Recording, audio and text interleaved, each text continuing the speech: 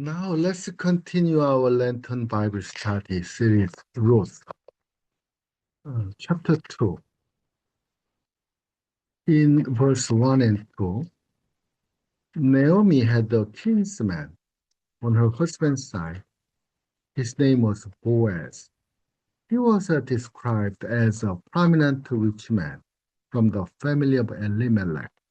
In Hebrew, this phrase is Ishmael, often translated as a man of strength, wealth, and noble character. The feminine counterpart appears in Proverbs 31 as Eshet, meaning a woman of noble character. Therefore, Israel implies more than material wealth. It encompasses economic resources, wealth, social standing, influence and reputation, moral integrity, character, and righteousness. So Ruth's request to glean reflects her vulnerability and dependence on finding favor within this social structure. So when we read verse 1 and 2, we can ask this question: who would be considered an Ishmael, a person of wealth, influence, and moral integrity in your community today? Maybe you can think of somebody in your church, or in your workplace, or in your town. We need such a person, not only Ruth and Naomi, we need Boaz to have this story to move forward. Now, Ruth, verse 2, verse 3 and 4 shows providence in ordinary events. Ruth went to glean in the fields behind the harvesters. The text notes, as it happened, she came to the portion of the field belonging to Boaz, a relative of Elimelech. At the same time, just then, Boaz arrived from Bethlehem and greeted the reapers. "The Lord be with you." And they responded, "The Lord bless you." I love these greetings because, it's much better than just good morning. That's a description of the day. But the Lord be with you. What a blessing, right? And the response, "The Lord bless you." If we greet each other in this way, maybe we can be blessed by just greetings. Anyway, the phrases "as it happened" and "just then" in Hebrew, mikre, function as a literary device of apparent coincidence. Although God is not explicitly mentioned, the narrative subtly suggests divine providence guiding ordinary events. The convergence of Ruth's arrival and Boaz's presence is presented as more than chance. It reflects God's hidden activity within human history. The book of Ruth portrays a God who works quietly and indirectly, often through everyday circumstances rather than overt miracles. Divine providence is discerned retrospectively as a seemingly random event reveal meaningful patterns. So when you read it, we can ask this question among ourselves. When have you experienced a coincidence that in hindsight revealed God's guiding presence in your life? If you share this kind of stories among yourselves in your small group, you can see that God is constantly and diligently working in our lives. And Ruth chapter 2, verse 5 to 7 is talking about identity, reputation, and character. Boaz inquired of his overseer, "To whom does this young woman belong?" The overseer identified her as a Moabite woman, an outsider, and one who had returned with Naomi from Moab. So they actually did not know her name or character, personality. They didn't even try to get to know her. He further reported, however, her request and conduct. She sought permission to glean among the sheaves. She has worked continuously from early morning. She has shown remarkable diligence and perseverance. See, even though people do not know the woman, they described her in this way. She showed remarkable diligence and perseverance. Ruth is initially identified not by name, but by ethnicity. She was a Moabite and association with Naomi. However, her reputation is quickly shaped by her actions, hard work, physical endurance, initiative, and humility. Before her identity is fully known, her character becomes visible through embodied practice. The narrative emphasizes that character precedes recognition. In a context where outsiders may be marginalized, Ruth's integrity and diligence create a new social perception. God's work is mediated not only through status or of identity, but through faithful action in ordinary life. So let me ask you this question. How are you known in your community? Are you a remarkably diligent and perseverant person? What do your actions communicate about your character before your identity is fully understood? So sometimes when I am appointed to a new church, they do not know me, but they watch what I'm doing. And after a couple months, uh, people start to talking about me in a certain way. So it's not just me, but everybody is known by their actions and their deeds, not only by their words or by their riches and titles. And chapter 2, verse 8 to 9. Now Boaz addressed Ruth with care and authority. Listen, my daughter. Uh, my daughter is just simply a name that they use for a young woman. An old person usually called a young woman like my daughter, my son, right? So he instructed her, remain in my field and do not go elsewhere. Stay close to my young woman. This is a place of relative safety. And follow the reapers within his supervised space. He further ensured her well-being. He commanded the young man not to harass her. He granted her access to water drawn by his workers. So this shows the character of Boaz. As we discussed, he is an ish chayil. That means he is a man of morality, integrity, right? So when you show this kind of character in this statement, and as a Moabite widow, Ruth occupied a highly vulnerable social position. Foreigner, ethnic outsider, woman without male protection, an economically dependent cleaner. And Boaz's actions go beyond legal obligation. He provides protection from potential exploitation.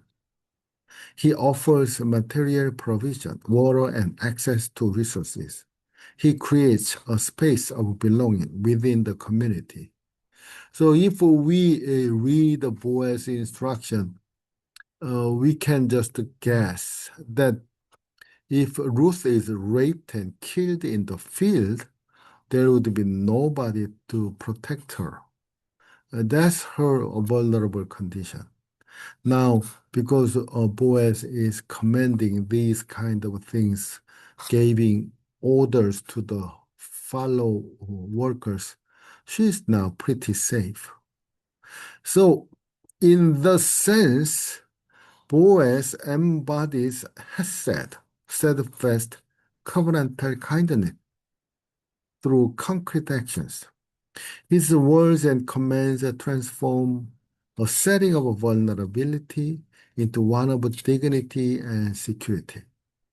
Divine care is mediated through human agents who practice justice, generosity, and hospitality. So here is my question to all the small group members. When have you offered protection, provision, and hospitality to a stranger? Now, we continue verse 10 to 12. Ruth responds with humility and astonishment. She falls prostrate before Boaz. She asks, "Why have I found favor when I am a foreigner?" Boaz affirms her character and story, and Boaz offers a blessing. Well, that's right, you are a foreigner, and what you have found was favor.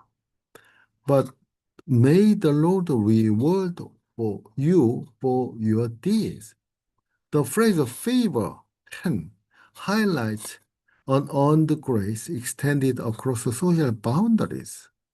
And Ruth's posture reflects both humility and social awareness as a foreigner. However, what Boaz said was that, oh, it was not just a favor. You earned it. Because Boaz interprets her actions as a faithfulness and covenantal loyalty, hesed. So Boaz is saying, well, God's hesed is given to you because you showed hesed first.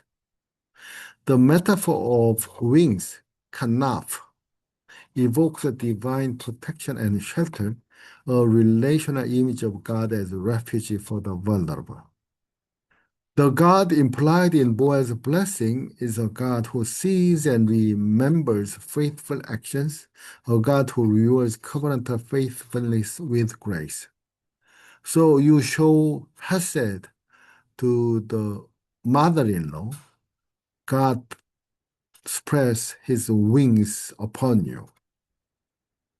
Now, here is my question for you.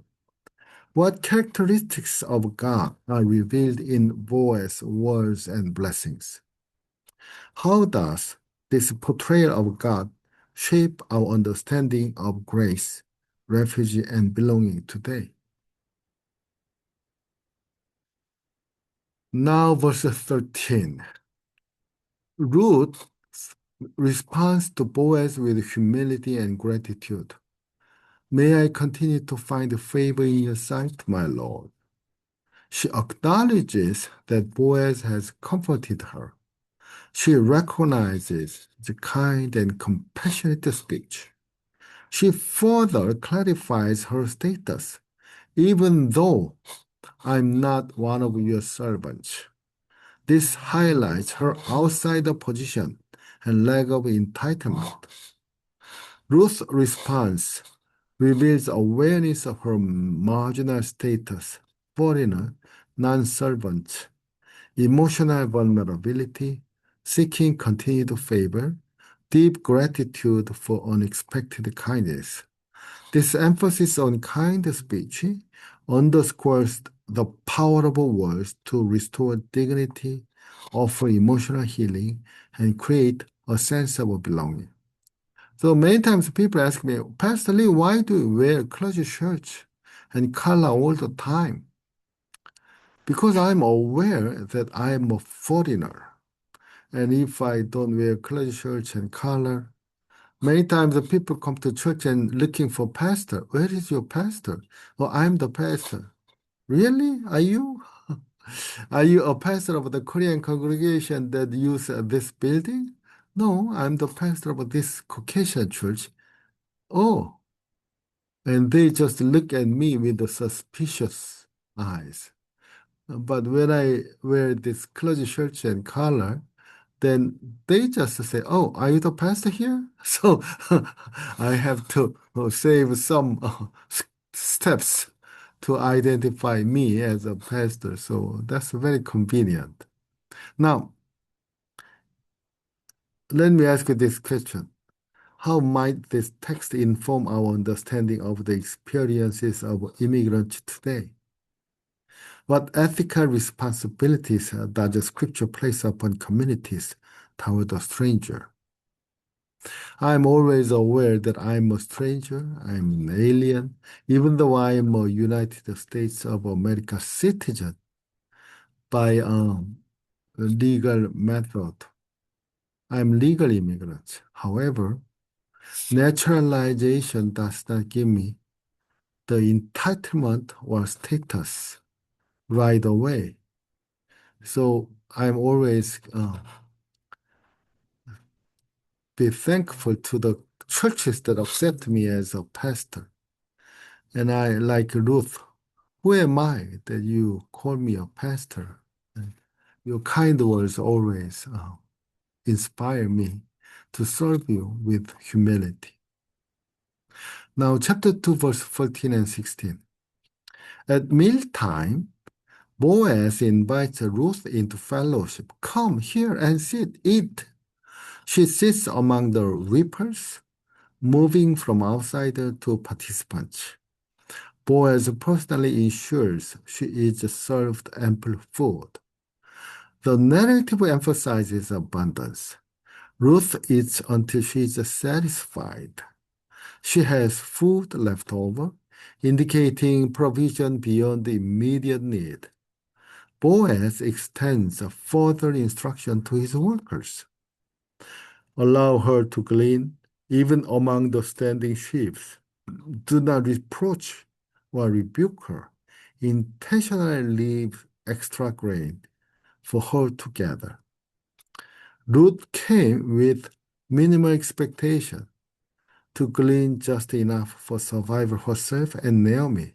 You remember verse 1? She came to a field with that kind of expectation. But Boaz's actions exceed the customary practice. He transformed subsistence gleaning into generous provision. He ensures dignity, safety, and inclusion with the laboring community. Boaz embodies hesed, steadfast covenantal generosity in tangible ways. God's provision is revealed not merely as adequacy, but as overflowing grace. Have you also experienced something like that? What kind of hope does this text offer in situations of scarcity or uncertainty, like now? How does this passage reshape our understanding of provision from survival to abundance? In what ways can we practice a generosity that moves beyond obligation to grace? So actually, these short verses help us to think about abundant provision and radical generosity. Sometimes we feel that, oh, we have nothing to share. But God is not God of a mere survivor, but a God of abundant life. And Jesus said that I come to give you life, give it abundantly. And now verses 17 to 20. Ruth's labor yields significant provision. She gleans until evening and produces about an ephah of barley. An ephah of barley is about 22 liters. It's about 16 ounces. So 16 pounds. Yeah. It's about 2 weeks' food for two women, grown-up women. Shares both grain and leftover food with Naomi. Naomi responds with a surprise and blessing. Where did you get gleaned today? Blessed be the man who took notice of you. And Naomi interprets the event theologically. Blessed be he by the Lord, whose kindness has not forsaken the living or the dead. She recognizes Boaz as a near kinsman, Goel. And Ruth reports events factually without recognizing their larger significance. However, Naomi discerns the theological meaning behind the event because the concept of Goel, kinsman redeemer, uh, is introduced here. Hope for restoration of family and inheritance is also kindled. Faith involves learning to discern God's presence in ordinary events. Now, let me ask you, when have you experienced an aha moment, recognizing God's work only in hindsight? Here, Ruth had no clue, but Naomi had this aha moment. Why? Because he was a Goel. You know, Goel in Hebrew, the kinsman redeemer, had three basic responsibility. First, redemption of a property. Leviticus 25:25. If a family member lost land due to poverty, the Goel would buy it back to keep it within the family. The land is a very important asset for one family. Without it, they don't have any means to earn income. And then, secondly, redemption from slavery. Leviticus 25, same chapter, verse 47, 49. If a relative sold themselves into servitude, the Goel would redeem, buy back their freedom. So you sell the land and now you don't have land anymore, so you have to sell yourself as a slave. Then Goel has to buy you back and buy your land back. In other words, Goel is the protector of the land and freedom. Without land, actually, the freedom that is not meaningful at all. But the third one is more like a criminal law area. The first and second one is more civil law area, but avenger of blood. We call them Goel Hadam. Dam is a blood. So Numbers 35:19, the Goel could act as the avenger of a murdered relative, ensuring justice. However, this was regulated by cities of refuge to prevent misuse. So somebody who did not intentionally kill somebody, they can run away into the cities of refuge, and there they can stay until the high priest died and come out. Then the Goel could not kill and make revenge and kill the person. So there is some limitation. However, these three are the major responsibilities of the Goel: redemption of property, redemption from slavery, and avenger of blood. The number four, levirate marriage, it is a related role. Deuteronomy chapter 25, verse 5 to 10, and Ruth 4. While technically a separate law, the Goel often overlaps with this role.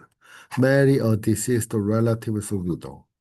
Produce offspring in the name of the deceased. The Goel brings a restoration where there is loss. So, in what ways does the role of a Goel help us understand God's work of redemption today? Uh, None of this we are required to do in modern times. And we set up like social security system and bank system and loan system and all these things. So a family member does not have to do this all. We can actually appeal to the public servant to work as our kinsman redeemer. So when you think about it, all the laws in the Bible are applied to us modern time citizens. So even though you are a literal believer of the Bible, you are not going to use the same law in our modern society. Now, chapter 2, verse 21, 23. Ruth reports Boaz continued the instruction. He said, stay close until they have finished all my harvest. This ensures ongoing access to provision over time.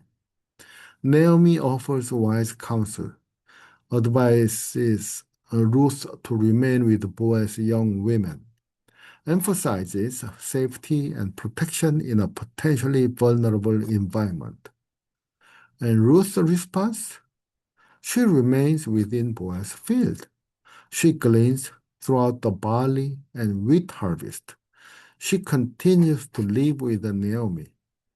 The time frame extends from barley harvest.